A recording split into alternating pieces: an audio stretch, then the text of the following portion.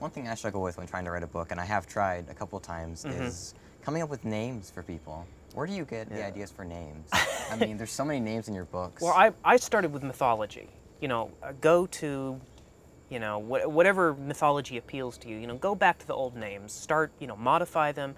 I mean, one of the tricks is, for example, Nordic mythology has been used so much by fantasy authors at this point. It's kind of hard to, especially me. I've kind of used up a lot of the names as well. It's hard to find names that haven't actually been used. And that's not to say you can't reuse them. For example, the King of the Dwarves, Hrothgar. I mean, that's from Beowulf. I love that name, Hrothgar. And it's used in a lot of different places. So there are some names you can reuse, unless, of course, it's only been used in one other place and it's very, very distinctive. You should probably stay away from it. So what I do is I tend to look at mythology for sort of the guidelines to how to form the names. I will modify some of the names sometimes. And then once I got a feel for them, I started just creating them from scratch. The dwarf names, aside from Hrothgar and a few others, most of them are pretty much just from scratch. A few of them, a few are real. I have a dwarf named Flossie in Brisingr. A male dwarf, mind you, and that was a male Nordic name, Flossie, F-L-O-S-I, with an accent mark. Once I saw that, I said, oh, come on, I gotta have a dwarf named Flossie.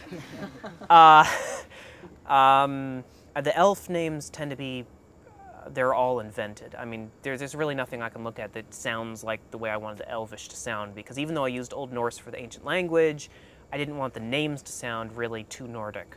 Well, I've noticed with fantasy books, they kind of take the aspects of the different cultures and they apply them to the names. Like elves are usually graceful and really wise and quiet, so their names they don't have like K's or really hard sounds. Exactly, and in fact, even if you look at Old Norse, you'll find very, very few names that start with C, almost none, and almost none that start with P for some reason. So yeah, actually, I think I have a few K's in some of my elf names. I mean, one reason I used Old Norse as the basis for the ancient language is I actually wanted a slightly harsher sound for my Elvish than is normally done. So I've got definitely some flowing words, but there definitely are also some sharper, rougher sounds in the ancient language. And of course, Dwarvish, it just sounds like you're gagging on a hairball. So, but I love Dwarvish. It's so much fun to pronounce. Could you give us a sample? Here, give me a copy of our eldest. Now, of course, I'm not an elf. So imagine it many times more graceful, and I can't roll my R's properly. So this is the song that Aragon hears when he comes into Elismira. Gala o weirda brunvitter, aber berendal vanderfodder, berthro laufsbladder ecker under, jom kono delfeliker. Or the greeting the elves do sometimes. Atra sterni onothelduin, maraner lifa unin harta onner, undu everinia onovarda. So it's got some rougher sounds in there, but still pretty flowing. And then the dwarves.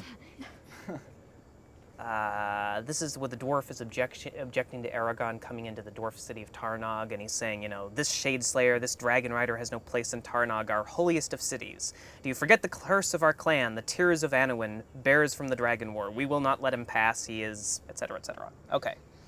See if I can remember how to do this. Form Hrothkarach! Form Jürgen Carmeter! Nos et a Gorath bas dar Tarnog! Doran Sesti Rakithan! Yak is war of Aj Barzuligur, dur Durgrimst as Schwelden Rak Anowin, Mog Tor Rak Jürgenvren. Ne undum etel os rast Nurlag, Nurlag Anna, etc., etc. Nice job. It makes you hoarse, though. That was good. Actually, the guy, Gerard Doyle, who reads the audiobook version, he does a great job, but boy, those dwarvish sections in the ancient language, he ends up having to work over those a couple of times.